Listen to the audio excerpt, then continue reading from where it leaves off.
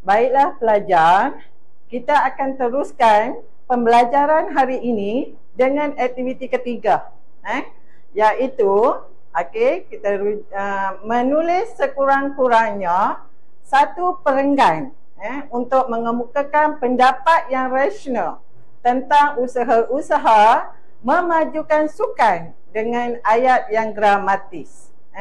Perhatikan seterusnya. Pelajar lihat gambar yang diberi dengan teliti.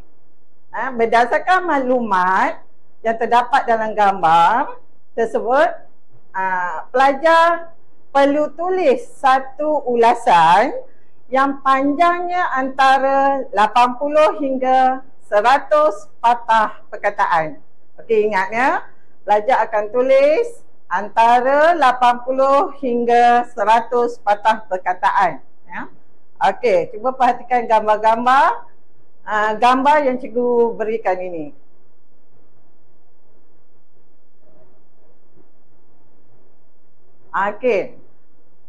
Pelajar perhatikan gambar ini dengan teliti ya, iaitu tentang usaha-usaha memajukan sukan.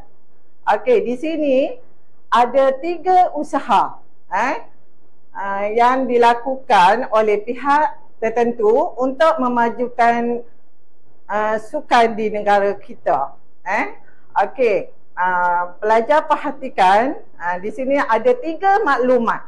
3 maklumat berkenaan dengan usaha memajukan sukan, sama ada di peringkat sekolah ataupun di negara kita lah. Tapi gambar ini gambar ini adalah di peringkat sekolah lah terutamanya. Yang pertama, peranan siapa? Iaitu isi di situ, ibu bapa memupuk minat anak-anak dalam bidang sukan. Itu peranan pertama. Yang kedua, peranan pihak sekolah. Apa dia? Iaitu pihak sekolah aktif mencungkil ataupun memupuk potensi mencari bakat atlet di peringkat sekolah. Itu usaha yang kedua. Manakala usaha yang ketiga, iaitu pihak kerajaan memberikan ganjaran kepada atlet yang berjaya. Ini pentinglah ya. Jadi berdasarkan gambar ini, pelajar akan menulis satu perenggan ulasan berkaitan gambar dan isi yang diberikan ini, iaitu berdasarkan 3 langkah ataupun 3 usaha yang ada dalam gambar ini ya.